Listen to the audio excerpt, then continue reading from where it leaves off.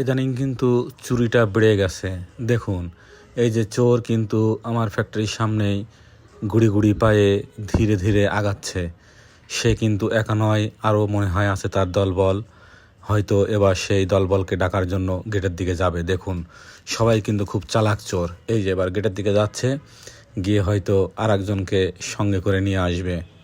এটি হচ্ছে মিরপুর কাজীপাড়াতে সন্ধ্যা 7:20 যখন তখন এরকম একটি ঘটনা ঘটে। এরা চুরি করতে এসেছিল পানির পাম্প। এই যে দেখুন, আরেকজনকে ডাকার জন্য সে বাইরে গেছে।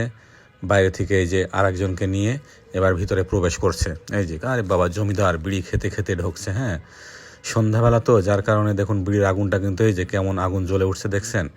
এরপরে এই ক্যামেরায় দেখা গেল তারা এদিক থেকে চলে গেল। এরপরে পিছনে যে ক্যামেরাটা আছে সেটাই দেখতেছি কি করে।